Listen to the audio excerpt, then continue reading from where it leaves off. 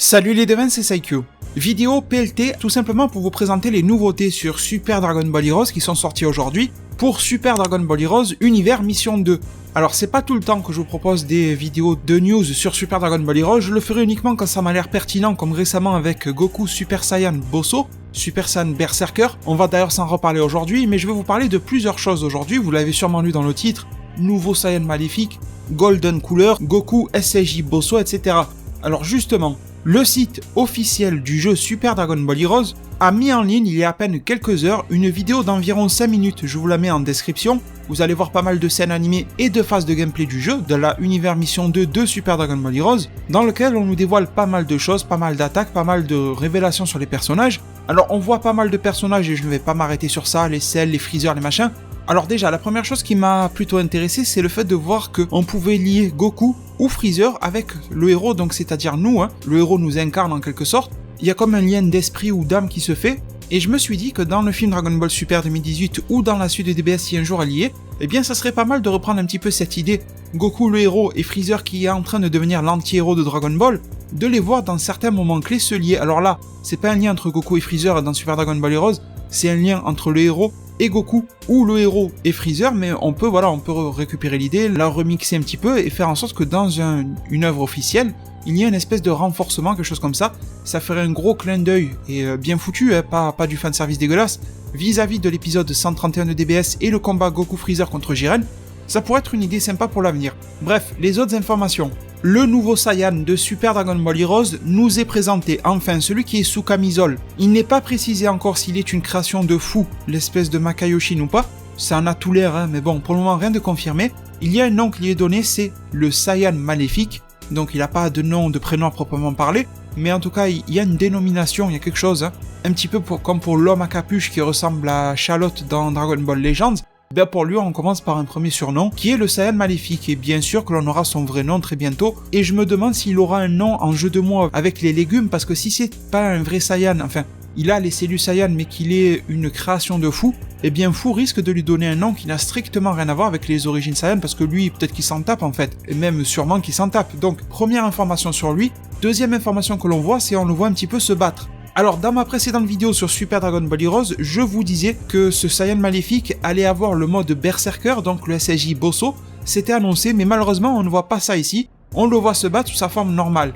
Et ce que l'on peut constater, c'est un petit peu comme le personnage de Rayman, je pense que vous avez fait au moins un jeu Rayman dans votre vie, ou que vous avez vu au moins un test sur, je sais pas moi, jeuxvideo.com, ou peu importe votre site favori, je m'en fiche, une vidéo de gameplay sur YouTube, que ça soit les anciens Rayman de PlayStation, je ne sais pas quoi, ou les tout nouveaux sur Xbox, les Rayman Legends et je ne sais plus quoi, vous avez forcément connu Rayman, je pense, et j'espère, de très grands jeux, sincèrement, la Dreamcast et tout, bon, c'était magnifique. Et en gros, ce qu'il fait, c'est qu'il peut matérialiser 2 points de chaque côté, histoire de se battre, et on voit que ces points sont un petit peu différents de son corps. Alors, on n'a pas réellement d'explication, je vous affiche les images sous les yeux pour que vous fassiez votre propre avis. Alors, ma petite idée, ça serait que ce Saiyan-là, il doit être perturbé ou je ne sais pas quoi, il y a un truc qui fait qu'il est sous camisole, forcément, il doit être instable.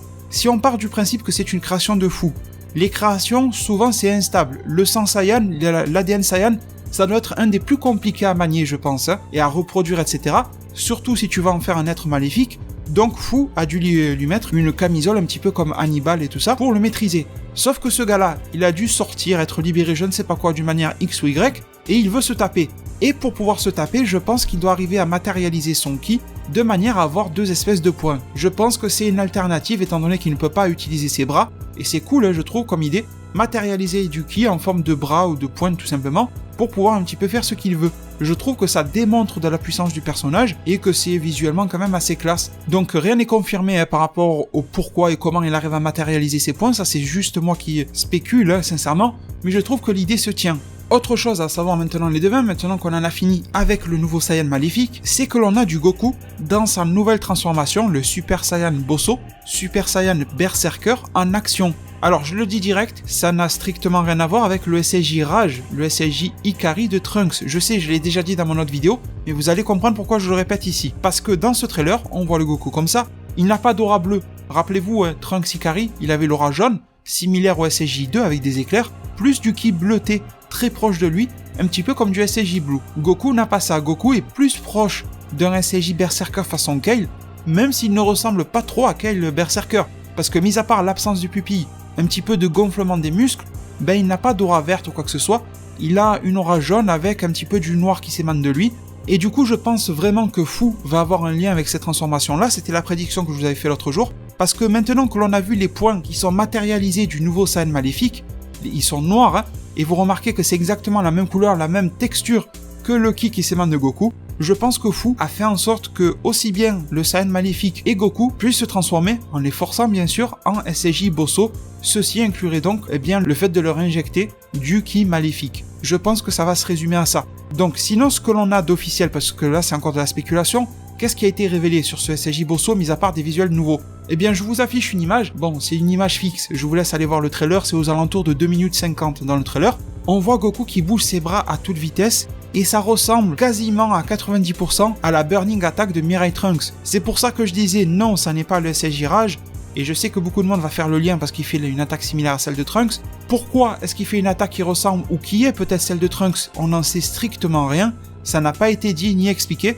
Je peux en revenir encore à la même idée, c'est-à-dire que si Fu a eu accès à de l'ADN Saiyan pour créer son fameux Saiyan, le Saiyan maléfique, il est probable que ce Saiyan maléfique soit un condensé d'ADN de Goku, de Vegeta, de Trunks et d'autres, hein, du héros principal qui est un Saiyan aussi. Donc tu prends tout ça, sauf que ces Saiyans-là, ils sont gentils. Donc Fu a dû le mixer avec du ki maléfique pour en faire quelque chose qui va lui rendre service. Étant donné que Fu semble vouloir faire en sorte que aussi bien le Saiyan maléfique et Goku se transforment en un SSJ Bosso Berserker, eh bien il a dû lui injecter un petit peu la même chose qu'il a injecté dans le Saiyan maléfique.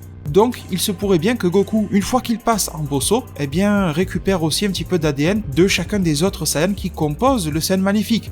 C'est un petit peu bizarre ce que je viens de dire, mais je pense que ça fait du sens. Et c'est très Dragon Ball Heroesque, je sais pas si je peux dire ça comme ça fait ridicule, mais ça ferait une espèce de transfert d'ADN.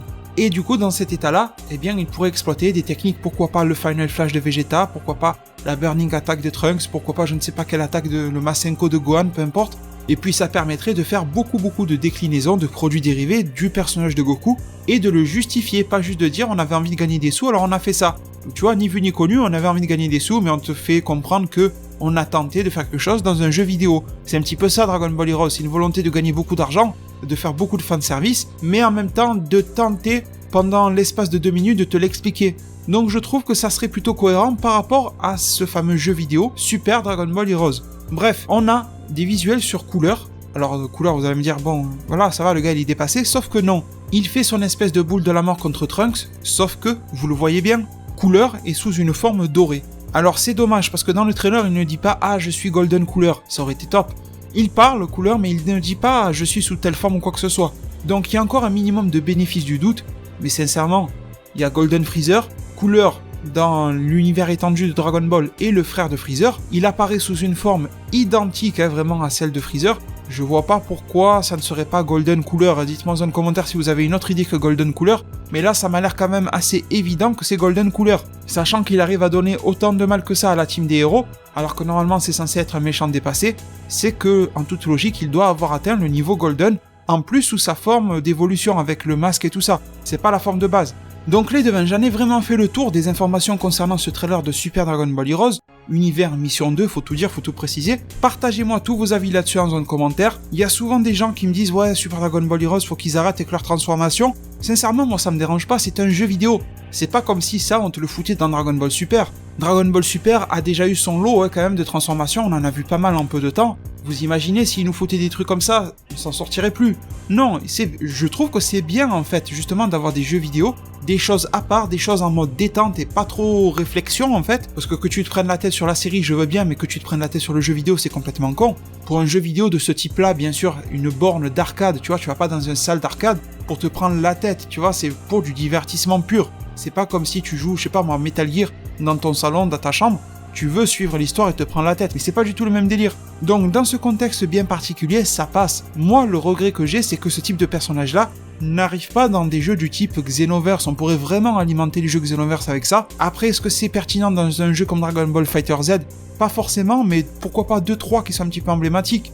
dans le cadre d'un DLC ou je sais pas quoi, ça pourrait le faire, mais bon, malheureusement, ils le font pas. Je trouve que ça manque un petit peu de prise de risque justement au niveau des jeux vidéo. Moi je le vois plutôt d'un autre œil, c'est-à-dire que je pense qu'il nous faut ce genre de choses pour que les jeux vidéo puissent évoluer. Et il y a une deuxième chose qu'il faut aussi pour que les jeux vidéo Dragon Ball puissent évoluer, c'est des nouveaux scénarios de qualité. Malheureusement, scénarios de qualité dans les jeux vidéo Dragon Ball, c'est pas quelque chose que l'on a vraiment. Et les seules fois où ils sont de qualité, c'est quand ils refont l'histoire Dragon Ball originale, tu vois. Là il y a rien à dire, mais l'histoire originale on la connaît.